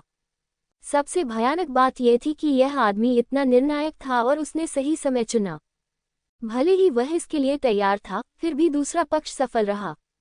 कनिष्ठ भाई लिंग, मैं इन 2 दीर्घायु फलों को खुशी से स्वीकार करूंगा, वरिष्ठ भाई। मिंगटियन। आवाज बहुत दूर से नहीं आई, लेकिन लिंग जियाओ उसे पकड़ नहीं सका। जब मिंगटियान ने फल उठाया और चला गया, तो उसने वास्तव में एक गुप्त स्क्रॉल का इस्तेमाल करके लिंग जियाओ के पीछा करने वाले रास्ते पर आग की एक दीवार छोड़ दी। ज्वाला रंग बिरंगे शुभ बादलों के शीर्ष तक पहुंच गई, जिससे उसे पार करना असंभव हो गया। और लिंग जियो के पीछे पागल ब्लड ग्रास है। मिंगटियन, तुमने मेरी चीजें लूट ली और मुझे मारना चाहते थे। तुम्हें पता है कि इसकी भारी कीमत चुकानी पड़ेगी। लिंग जियो को नहीं पता था कि मिंगटियान को क्या हुआ, लेकिन इस बच्चे की ताकत में अचानक तेजी से सुधार हुआ और वह ट्रांसेंडेंट दायरे के 7वें स्तर तक पहुंच गया। इससे भी अधिक हैरान करने वाली बात कि इस आदमी से जो निकलता है वह अब परिचित मिंगटियन आभा नहीं है, बल्कि एक क्रूर जानवर की आभा है। बहुत डरावना जानवर, लेकिन फिर भी अगर मिंगटियन उसकी चीजें चुराने की हिम्मत करता है, तो वह उसे कभी नहीं जाने देगा। इस समय उसके लिए पागल रक्त घास को नष्ट करना स्पष्ट रूप से असंभव था, इसलिए उसने अपना मुंह खोला और उसे चूस लिया। मिंगटियन द्वारा छोड़ी गई ज्वाला की दीवार वास्तव में उसके मुंह में चली गई थी। फिर लिंग जियो ने पागल रक्त घास पर निशाना साधा और उस पर छिड़काव किया। कुंगशुएकाओ को सबसे ज्यादा डर धधकती लिप्टों से था, और वे वास्तव में इसके कारण काफी दूर तक पीछे हट गए। इस अवसर का लाभ उठाते हुए लिंग जियो ने सीधे दीर्घायु फल के पेड़ को उखाड़ दिया, उसे पहाड़ों और नदियों की दुनिया में फेंक दिया और मिंगटियन का पीछा करने के लिए तेजी से आगे बढ़ा। मिंगटियन की गति बहुत तेज थी, लेकिन उसकी तुलना में वह कुछ भी नहीं थी। युनलोंग शेनेक्सिल गोल्डन लाइट ड्रैगन पंख। लिंग जियो ने संप्रदाय में पहली बार सुनहरे ड्रैगन पंखों का इस्तेमाल किया और उसकी गति तुरंत बढ़ गई, जिसने एक पल में मिंगटियान का रास्ता अवरुद्ध कर दिया। मिंगटियन, दीर्घायु फल सौंप दो, नहीं तो तुम मर जाओगे। मिंगटियन सचमुच चौंक गया जब उसने लिंग जियो की आवाज अपने करीब आती सुनी। हालांकि एल्डर जिन द्वारा अपना शरीर बदलने के बाद वह अब बहुत आश्वस्त है। लिंग जियो उसे मारना चाहता है, वह इस पर विश्वास नहीं करता। कनिष्ठ भाई, जिद्दी मत बनो। तुमने पहले ही 3 दीर्घायु फल प्राप्त कर लिए हैं और मैंने केवल 2 प्राप्त किए हैं। इसे छोड़ देना कैसा रहेगा? अन्यथा वरिष्ठ भाई, मुझे तुम्हें मारना पड़ेगा। मिंगटियन रुक गया और उपहास किया। बकवास, मैंने इस अवसर को बनाने के लिए इतनी मेहनत की है और आप इसे लेने जा रहे हैं, और वास्तव में आप मुझे धमकी देने की हिम्मत कर रहे हैं। लिंग जियाओ ने भौहें सिकुड़ी। दीर्घायु फल उन लोगों को प्राप्त हो सकता है जो पुण्यवान हैं। चाहे मैं इसे प्राप्त करने के लिए किसी भी साधन का उपयोग करूं, मैंने इसे वैसे ही प्राप्त कर लिया है। मिंगटियन ने शांति से कहा। बहुत अच्छी बात है, उस मामले में बकवास करने की कोई जरूरत नहीं है। जाओ भाड़ में। अनुचित लोगों के साथ तर्क करना सबसे मूर्खतापूर्ण बात है, इसलिए लिंगजियो केवल कार्रवाई करने का विकल्प चुन सकता था। इसके अलावा वो लंबे समय से मिंगटियान को सबक सिखाना चाहता था। मुझे बस यही लगा कि योहुआ पैगोडा में लोगों को मारने से मौत नहीं होगी और यह वास्तविक ऊर्जा की बर्बादी होगी, इसलिए मैंने ऐसा नहीं किया, लेकिन अब ऐसा लगता है कि मैं ऐसा नहीं कर सकता। 9 मेरिडियन क्यू तलवार 1 में 9 तलवारें। लिंगजियो ने अचानक अपना दाहिना हाथ हिलाया और एक मोटी तलवार हवा में उछली और पूरा स्थान कागज की तरह फट गया। क्यूई तलवार, ये वास्तव में अंतरिक्ष को भेद सकती है। ऐसा लगता है कि आपने बहुत सारी अच्छी चीजें सीख ली हैं। मिंगटियन की पुतलियां अचानक सिकुड़ गईं और इससे पहले कि वह बच पाता, उसने हथेली से वार कर दिया। रक्तलाल राक्षस लोमड़ी के पंख फिर से प्रकट हुए, लेकिन वे तियानफेंग शहर की तुलना में अधिक मोटे और अधिक आसानी से वापस खींचने योग्य थे। टकराना। मिंगटियन की हथेली पर रक्तलाल पंजे उभर आए, जिन्होंने उसके पूरे शरीर को लपेट लिया। भयानक हवाई तलवार ने खून से लाल विशालकाय पंजे पर वार किया, जिससे एक धीमी गर्जना हुई। असली ऊर्जा सभी दिशाओं में बिखर गई और जब यह जमीन पर उतरी तो यह वास्तव में जलने लगी। मिंगटियन कुछ कदम पीछे हटा, फिर अपना पैर जमीन पर टिकाया और फिर अपने शरीर को स्थिर किया। उसने लिंग जियाओ को ठंडे चेहरे से देखा और कहा, मैं अपनी ऊर्जा बर्बाद नहीं करना चाहता था। चूंकि तुम मौत की तलाश में हो, तो बड़े भाई, मैं तुम्हारे लिए इसे संभव बना दूंगा। वास्तव में उसके भी लिंगजियो जैसे ही विचार थे और वह यहाँ लिंगजियो से निपटने के लिए तैयार नहीं था। मारना और न मारना एक ही बात है, लेकिन इसमें व्यक्ति की असली ऊर्जा खर्च होती है। ये निश्चित रूप से लागत प्रभावी चीज नहीं है, लेकिन आधार की लिंगजियो उसके साथ सौदा नहीं करता है। लेकिन अब उसके पास कोई रास्ता नहीं था। लिंगजियाओ स्पष्ट रूप से उन 2 दीर्घायु फलों को वापस पाने के लिए दृढ़ था। मैं बेशर्म हूँ। अगर तुम मेरी आज्ञाकारी रहोगी तो मैं अब भी तुम्हारी जीनियस बन सकती हूँ, लेकिन अभी इसके बारे में मत सोचो। लिंगजियो की आंखें जानलेवा इरादे से भरी हुई थीं। यद्यपि 9 मेरिडियन क्यूई तलवार एक चाल से मिंगटियान को मारने में विफल रही, लेकिन यह उम्मीद के मुताबिक था। हालांकि इस व्यक्ति को कोई चोट नहीं आई, जो उसके कपड़ों की सामग्री से परे था। क्या मिंगटियन के शरीर को कुछ हुआ? चाहे वह कोई भी बदलाव क्यों न कर ले, उसे फिर भी मार दिया जाएगा। जूनियर ब्रदर लिंग, सीनियर ब्रदर, मुझे निंजा कबीले के 9 पूंछ वाले पवित्र जानवर को अपने शरीर में प्रत्यारोपित करने के लिए एल्डर जिन की पूरी मदद मिली है, और यह मेरे शरीर और आत्मा के साथ लगभग 70% एकीकृत हो गया है। अब मेरे पास मार्शल स्पिरिट नहीं है, लेकिन मैं उन लोगों से ज्यादा मजबूत हूँ जिनके पास मार्शल स्पिरिट है। शक्तिशाली, मिंगटियन ने व्यंग्य किया। बात बस इतनी है कि इस तरह की शक्ति प्राप्त करने के बाद मैंने कभी किसी से लड़ाई नहीं की। चूंकि आप पहला परीक्षण विषय बनना चाहते हैं, इसलिए मैं मना नहीं करूंगा, वरिष्ठ भाई। निन्जुत्सु समलन। लिंगजियो ने सुना था कि निंजा कबीले में एक बहुत ही क्रूर और बुरी गुप्त तकनीक थी जिससे जीवित जानवरों को मनुष्यों के साथ जोड़ा जा सकता था, जिसमें आत्मा और शरीर का समलन भी शामिल था। इस गुप्त तकनीक को अपनाने वाले 10 में से 8 लोग मर जाएंगे। बचने की संभावना अत्यंत कम है। हालांकि जो बचेंगे वे बहुत शक्तिशाली हो जाएंगे, लेकिन वे मनुष्य नहीं रहेंगे, बल्कि अर्ध जानवर बन जाएंगे। अर्ध जानवर मार्शल आत्माओं का उपयोग नहीं कर सकते हैं, लेकिन वे अपने शरीर में प्रत्यारोपित जानवरों की सभी शक्तियों का उपयोग कर सकते हैं। जैसे जैसे उनका अपना साधना स्तर सुधरता जाएगा, ये शक्ति अधिक से अधिक पूर्ण और शक्तिशाली होती जाएगी। इसमें कोई आश्चर्य नहीं कि मिंगटियन की साधना का स्तर अचानक इतना बेहतर हो गया और उसके शरीर से लगातार क्रूर पशु आभा की लहरें निकलने लगीं। उसने अवश्य ही इस दुष्ट निंजा गुप्त तकनीक का प्रयोग स्वयं पर किया होगा। यह आदमी बहुत क्रूर है। ताकतवर बनने के लिए वह कुछ भी कर सकता है, यहाँ तक कि खुद के साथ भी। आधा जानवर, कितना बेवकूफ, लिंग जियाओ ने व्यंग्य किया। 1 लाख साल पहले अनगिनत परीक्षणों और लड़ाइयों के बाद विदेशी वस्तुओं की शक्ति का उपयोग करने के लिए मार्शल आर्ट का उपयोग मानव योद्धाओं के लिए सबसे अच्छा तरीका है। मुझे उम्मीद नहीं थी कि आप वास्तव में कम समय में अपनी ताकत में सुधार करने के लिए इसका उपयोग करेंगे। अपने व्यक्तित्व को खोने के लिए तैयार होना वास्तव में हास्यास्पद है। इससे कोई फर्क नहीं पड़ता कि तुम हंसते हो या नहीं, तुम मुझसे दोबारा कभी नहीं मिल पाओगे। मिंगटियन ने शांति से कहा, ऐसा जरूरी नहीं है, तो इसे करें। मिंगटियन ने वहां देखा और पाया कि आग की दीवार अभी तक बुझी नहीं थी, इसलिए कुंगशुएकाओ निश्चित रूप से वहां आने की हिम्मत नहीं करेगा। वह गुप्त स्क्रॉल एकमात्र गुप्त स्क्रॉल था जिसका उपयोग वह विदेशी वस्तुओं की खोज को विफल करने के लिए कर सकता था। यह उसे युहुआ पैगोडा में प्रवेश करने से पहले एल्डरजिन द्वारा दिया गया था। अप्रत्याशित रूप से ये केवल स्थायी रूप से क्रेजी ब्लड ग्रास को अवरुद्ध कर सकता है। हमें शीघ्रता से लड़ना होगा, अन्यथा कुंगत्सुकाओ मुश्किल में पड़ जाएगा। मिंगटियन ने कार्रवाई की और उसके हाथ से एक ठंडी रोशनी निकली। ठंडी रोशनी शून्य में निकल गई और एक पल में वह चुपचाप लिंगजियो के गले के पास पहुंच गई। जब आप ध्यान से देखेंगे तो पाएंगे कि यह ठंडी रोशनी वास्तव में निंजा कबीले का विशेष हथियार कुनाई है, और यह एक खजाने स्तर का कुनाई है। कुनाई पर एक लाल रेशमी धागा है। यह कोई इकाई नहीं है, बल्कि मिंगटियन का रक्त लाल दानव लोमड़ी सार है। हालांकि इस समय लाल रेखा रंगीन चमक के साथ उलझी हुई थी, जिससे उसे देख पाना लगभग असंभव हो गया था। मिंगटियन के आक्रमण के समय ही लिंगजियाओ को लाल रेखा के अस्तित्व का पता चल गया था। हालांकि प्रतिद्वंद्वी की गति इतनी तेज थी कि वह इससे बच नहीं सका, लेकिन वह छिप नहीं सकता था। उसके पास और भी रास्ते थे। उसके दाहिने हाथ के एक झटके से एक हवाई तलवार हवा में उछली और कुनाई से टकरा गई। काब कुनाई को हवाई तलवार द्वारा रोक दिया गया और उसकी गति बहुत धीमी हो गई।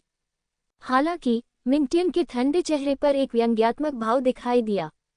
जो कुनाई शुरू में धीमी हो गई थी, वह अचानक तेज हो गई और पूरा कुनाई रक्त लाल राक्षस लोमड़ी सार से ढक गया। अभी भी लिंगजियाओ के गले पर छुरा घोंपा जा रहा है। यह अभी भी लिंगजियाओ की जान की कीमत है। डांग डांग डांग। लिंगजियो हिंसक रूप से पीछे हट गया, लेकिन कुनाई एक कीड़े की तरह था जो हमेशा उससे चिपका रहा। शरीर की रक्षा करने वाला सार आसानी से फट गया था और वह इस कुनाई के सामने कागज की तरह था। सौभाग्य से लिंगजियो के पास अभी भी पृथ्वी आत्मा का शरीर था, इसलिए उसने प्रतिद्वंद्वी के हमले को रोक दिया। उड़ती बर्फ। लिंगजियो, जिसने अंततः अपना संयम वापस पा लिया, ने अचानक आइस ड्रैगन तलवार निकाली और एक चमकदार तलवार की रोशनी निकाली। दानव फॉक्स का पंजा। कुनाई को नियंत्रित करने और हमला जारी रखने के दौरान एक लाल रोशनी मिंगटियन के शरीर से अलग हो गई और फिर पंजे में बदल गई, सीधे लिंगजियो की तलवार की ऊर्जा पर प्रहार किया। फिर दोनों एक ही समय में हवा में ही टुकड़ों में बिखर गए। लिंगजियो अपनी भौहें सिकुड़ने से खुद को रोक नहीं सका। प्रतिद्वंद्वी द्वारा पहले हमला किए जाने के बाद वह हर तरह से संयमित था। यह मिंगटियन वास्तव में प्रतिभाशाली कहलाने का हकदार है। दुष्ट निंजा जानवर सम्मेलन तकनीक के साथ मिंगटियन की दृष्टि और निर्णय में काफी सुधार हुआ है। अचानक वो उसके बराबर आ गया, यहाँ तक कि उसे थोड़ा सा लाभ भी हुआ। मिंगटियन बाई फेफी जैसी मूर्ख महिला नहीं है। यह आदमी न केवल लड़ाई में अनुभवी है, बल्कि बहुत चालाक भी है। हर हमला और बचाव सही तरीके से किया जा सकता है, सबसे उपयुक्त चाल और सबसे उपयुक्त वास्तविक ऊर्जा का उपयोग करके। ये व्यर्थ नहीं जाएगा, लेकिन ये लिंगजियो को दबा सकता है। अगर बाई फेफी मिंगटियन में ये क्षमता होती, तो लिंगजियो उस दिन प्रतियोगिता के मंच पर निश्चित रूप से मुश्किल में पड़ जाता। फंसे जानवर लॉ। मिंगटियन की आंखों में एक अजीब सी रोशनी चमक उठी और फिर उसके दाहिने हाथ के खींचने से कुनाई दर्जनों कुनाई में बदल गई और धधकती लपटों के साथ जलने लगी। ज्वलंत कुंशा ने एक घेरा बना लिया, जिससे लिंगजियो सीधे उसमें फंस गया। मिंगटियन जल्दी से अंगूठी कस रहा था। जब तक लिंगजियो का गला घूंटा जाता, वह गंभीर रूप से घायल हो जाता, भले ही वह मर न जाए। मासूम। जब उसने देखा कि अंगूठी लिंगजियो की कमर काटने वाली है, तो लिंगजियो के चेहरे पर मुस्कान आ गई।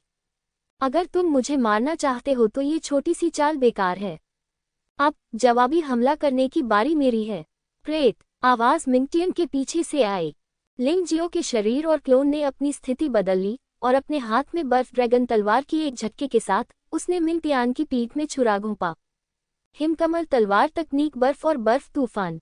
निष्पादन में तेजी लाने के लिए लिंगजियो ने आकाशीय घटनाओं की शक्ति का उपयोग नहीं किया।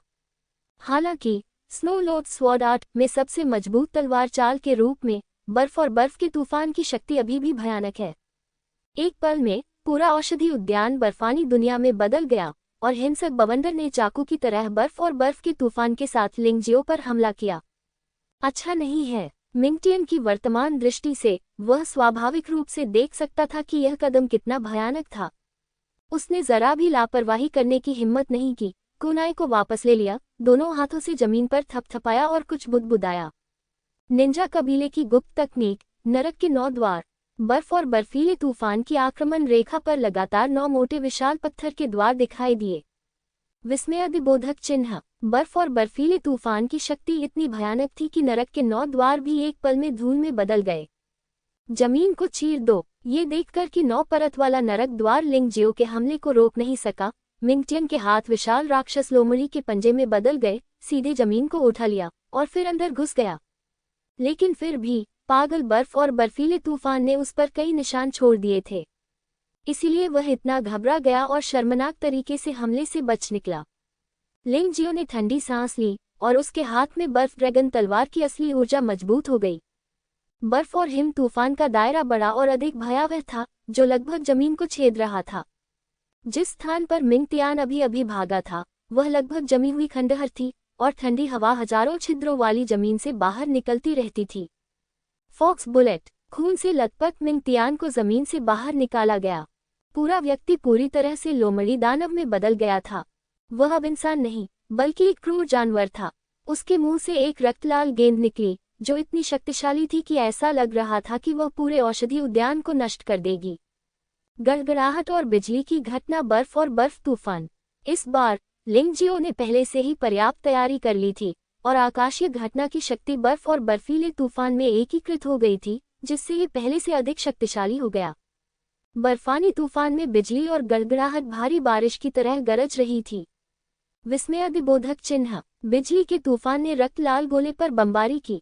एक के पास भयानक विनाशकारी शक्ति थी और दूसरे के पास भयानक विनाशकारी शक्ति थी। दोनों शक्तियों ने आपस में मिलकर एक विशाल ऊर्जा तूफान का निर्माण किया, जिसने लिंगजियो और मिंगटियान के साथ साथ क्रेजी ब्लड ग्रास सहित पूरे औषधि उद्यान को घेर लिया। यद्यपि पागल रक्त घास शक्तिशाली थी, फिर भी वह 2 लोगों की संघनित ऊर्जा के सामने भूमिगत छिप गई। पफ। मिंगटियान ने मुंह भर खून थूका, उसका शरीर कांप उठा और वह सीधे जमीन पर पड़ी में गिर पड़ा। लिंगजियो सुनहरी रोशनी से घिरा हुआ था। सुनहरे ड्रैगन तराजू और पृथ्वी पीले पृथ्वी आत्मा शरीर ने एक शक्तिशाली रक्षात्मक शक्ति का गठन किया। वह केवल कुछ कदम पीछे हटा, फिर संभला और फिर से तलवार से जमीन के नीचे मिंगटियान पर वार किया। हवा की दिव्य घटना, उड़ती बर्फ। तलवार की चमकदार रोशनी ठंडी और उदास थी, लेकिन बहुत तेज भी थी, बिल्कुल ठंडी सफेद रोशनी की तरह। फेक्सुए का उपयोग करने का कारण कि मैं दूसरे पक्ष को प्रतिक्रिया करने का कोई मौका नहीं देना चाहता। यद्यपि उड़ती बर्फ और बर्फानी तूफान जितनी शक्तिशाली नहीं होती, फिर भी गति में बेहतर होती है। पिका। तलवार की ऊर्जा से जमीन फट गई और वह मिंगटियन की ओर बढ़ गई। बेवकूफ, यह आदमी इतना शक्तिशाली कैसे हो सकता है? मिंगटियन वास्तव में यह नहीं समझ पाया कि उसे अपनी मानवीय पहचान खोने और अधिक मजबूत बनने के लिए लड़ना होगा, लेकिन अंत में वह अभी भी लिंगजियो द्वारा बुरी तरह दबा दिया गया था। उसने लिंगजियो के हमले से बचने के लिए राक्षस लोमड़ी के पंजों का इस्तेमाल करके जमीन के नीचे खुदाई की। हालांकि लिंगजियो के हमले में हवा की दिव्य घटना शामिल थी, जिसमें शक्तिशाली विभाजन शक्ति और बहुत तेज गति थी। मिंगटियान के बाद बचने का कोई रास्ता नहीं था। झगड़ा करना। मिंगटियन जानता था कि लिंगजियो के पीछा से बचना असंभव था, इसलिए उसने बस एक खजाना निकाल लिया जो उसे दानवज्वाला त्यानजुन से मिला था। इस चीज का मूलतः उपयोग तब किया जाना था जब ये सबसे अधिक खतरनाक हो, लेकिन मुझे उम्मीद नहीं थी कि इसका उपयोग अब किया जाएगा। मिंगटियन ने अपना मन बनाया और भंडारण रिंग से यह खजाना निकाल लिया। यह एक पारदर्शी चौकोर क्रिस्टल था। इस क्रिस्टल की लंबाई, चौड़ाई और ऊंचाई केवल कुछ फीट है, लेकिन ये पहाड़ जितना भारी लगता है। मिंगटियन ने बड़ी मात्रा में सच्ची ऊर्जा को चौकोर क्रिस्टल में डाला और फिर उसका पूरा शरीर उसमें लिपट गया। क्रिस्टल आखिरकार इतना बड़ा हो गया कि मिंगटियन का पूरा शरीर उसमें समा गया। आसपास का क्षेत्र कांच की तरह पारदर्शी लग रहा था, लेकिन ये बहुत मजबूत था। लिंगजियो ने परीक्षण के तौर पर 2 तलवारें निकाली, लेकिन तलवार की ऊर्जा उस चीज पर थोड़ी सी भी खरोंच नहीं छोड़ पाई। रक्षात्मक जादुई हथियार, ये दुर्लभ है। लिंगजियो ने अपनी सारी ऊर्जा बर्बाद नहीं की, बल्कि मिंगटियान पर पूरा ध्यान दिया। वह देखना चाहता था कि मिंगटियान क्या करना चाहता है। क्या यह अर्ध अमर खजाना है? लिंगजियो ने पाया कि मिंगटियन ने उसकी ओर बिल्कुल भी नहीं देखा, बल्कि उसके मुंह में बड़ी मात्रा में उच्च श्रेणी की ट्रुयुआन गोलियां फेंक दी, जिससे जाहिर तौर पर उसकी रिकवरी में तेजी आई।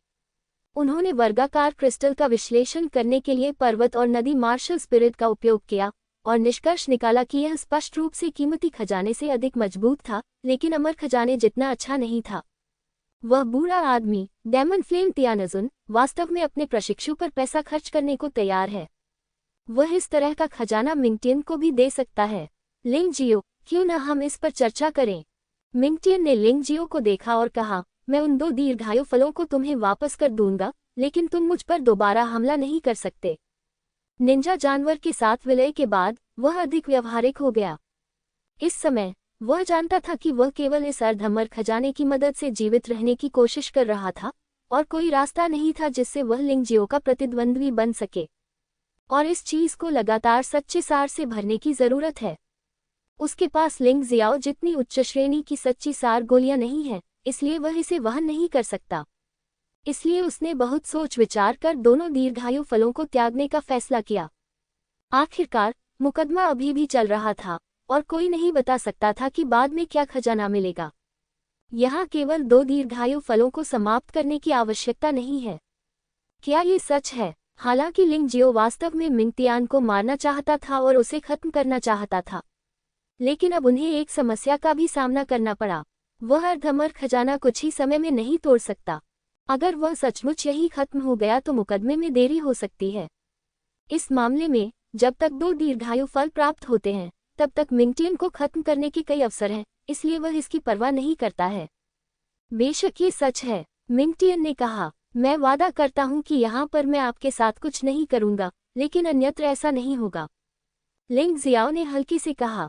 कोई बात नहीं। मिंगटियन ने यहाँ से जाने के बाद लिंग जियो से दूर रहने का फैसला किया है। उसे विश्वास नहीं था कि लिंग जियो उसका पीछा करने में समय बर्बाद करेगा। बोलने के बाद उसने 2 दीर्घायु फल सीधे फेंक दिए। ध्यानपूर्वक इसकी पहचान करने के बाद लिंग जियो ने निर्धारित किया कि यह एक जाल नहीं था, इसलिए वह 2 दीर्घायु फलों को सीधे पहाड़ों और नदियों की दुनिया में ले गया। जूनियर भाई लिंग के बारे में क्या ख्याल है? क्या सामान सही है? हालांकि मिंगटियन अपने दिल में थोड़ा चिंतित और बहुत बेचैन था, वह सतह पर बहुत शांत था। जूनियर भाई लिंग, आप शायद वर्तमान स्थिति को समझते हैं। मैं आपका प्रतिद्वंद्वी नहीं हूं, लेकिन आप इस चौकोर क्रिस्टल की सुरक्षा को तोड़ने के बारे में सोच भी नहीं सकते। चूंकि आपके पास कुछ है, इसलिए ये जाने का समय है ना? चिंता मत करो, मैं तुम में से नहीं हूं जो अपनी बात से पीछे हटता है। लिंग जियो ने मिंगटियन पर ध्यान देने की जहमत नहीं उठाई। उसने मिंगटियन पर सिर्फ 2 दीर्घायु फलों के लिए हमला किया था। यदि आप वर्तमान मिंगटियन पर बलपूर्वक हमला करते हैं और इस आदमी को जल्दबाजी में धकेलते हैं, तो कौन जानता है कि वह क्या पागलपन करेगा। बेहतर है कि जितना संभव हो सके चीजों को बदतर बनाने के लिए कम से कम प्रयास किया जाए। लिंग जियो को पूरा विश्वास था कि मिंगटियान के पास कोई बैकअप योजना अवश्य होगी। ये सोचकर वह औषधि उद्यान से सीधा बाहर निकल गया। इस समय औषधि उद्यान मूलतः झुलसी हुई धरती थी और वहां से निकालने लायक कुछ भी नहीं था। ये देखकर कि लिंग जियो कितना शक्तिशाली था, मिंगटियान ने राहत की सांस ली। लिंग जियाओ की पीठ की ओर देखते हुए उसकी आंखें अनिश्चित थीं। लिंग जियाओ वास्तव में एक चतुर व्यक्ति है। यदि वह अपने तरीके पर अड़ा रहा और मेरी जान लेने पर अड़ा रहा, तो मेरे पास वही मौत की चाल चलने के अलावा कोई विकल्प नहीं होगा। सबसे बुरी बात कि मैं उसी समय समाप्त हो जाऊंगा। उनमें अभी भी थोड़ा आत्मविश्वास है। युलिंग, चलो चलें। लिंग जियो के औषधि उद्यान छोड़ने के बाद वह ज्यादा देर तक वहां नहीं रुका। उसके शरीर पर 5 दीर्घायु फल हैं और अब ये लोग मिंगटियान को हराने में उसकी भयानक ताकत से डरते हैं। लेकिन यदि इसमें लंबा समय लगता है तो हो सकता है कि ऐसा न हो। लोग पैसे के लिए मरते हैं और पक्षी भोजन के लिए मरते हैं। कभी कभी लालच निश्चित रूप से व्यक्ति को पूरी तरह से पागल बना सकता है। इस समय विशाल पत्थर राक्षस का आराम का समय समाप्त हो गया और वह फिर से उनका पीछा करने लगा। सभी को सोचने का समय नहीं मिला और वे उसके पीछे चले गए। हालांकि टैन ताई लिंगजी, शेन त्यानलिन, बाई फेफी, वू यांग और किन वू की आंखों में भयावह चमक थी। वे लिंग जियाओ पर नजर रखेंगे। एक बार जब लिंग जियाओ कोई दोष प्रकट करता है तो वे उसे खत्म करने या यहाँ तक कि उसे मारने के लिए सब कुछ कर सकते हैं। हालांकि लिंग जियाओ भी अपने विचारों के बारे में बहुत स्पष्ट है। दरअसल लिंग जियो भी एक अवसर की तलाश में है। उसे कभी भी इतनी निष्क्रियता से निशाना नहीं बनाया जाएगा। जब तक मौका मिलेगा वह इन लोगों से छुटकारा पालेगा। खैर, एक एक करके उन सब के चले जाने के बाद मिंगटियान औषधि उद्यान से बाहर आया और सबके पीछे पीछे चलने लगा। उसने लिंग जियो के बहुत करीब जाने की हिम्मत नहीं की, हालांकि बाई फेफी और अन्य लोग वहां मौजूद थे, लेकिन लिंग जियो ने उसे सीधे निशाना बनाने की हिम्मत नहीं की। लेकिन वह वास्तव में यह अनुमान नहीं लगा सकता था कि पागल आदमी क्या करेगा, इसलिए उसे बहुत सतर्क रहना होगा। इस तरह लिंग जियो और अन्य लोगों को विशाल पत्थर राक्षस द्वारा पीछा किया गया। मिंगटियन पीछे पीछे चल रहा था। रास्ते में, शायद इसलिए क्योंकि पहला स्तर खत्म होने वाला था, सभी को कोई खजाना नहीं मिला। मिंगटियन के साथ लिंग जियाओ की लड़ाई में बहुत ऊर्जा खर्च हुई, इसलिए वह चलता रहा और रुकता रहा। जब उसे अगली विशेष परिस्थिति का सामना करना पड़ा, तो वह स्वाभाविक रूप से सुनिश्चित करेगा कि उसकी असली ऊर्जा पूरी तरह से बहाल हो सके। इस तरह, चाहे वह किसी भी विशेष स्थिति का सामना करे, उसे चिंता करने की जरूरत नहीं होगी। देखो वह क्या है। अचानक खामोश भीड़ में आश्चर्य की चीख गूंज उठी। सभी लोग आवाज की दिशा में देखने लगे। लिंग जियो की आंखों में चमक आ गई। अंत में दिखाई दिया, ये पहले स्तर का अंतिम अवसर होना चाहिए।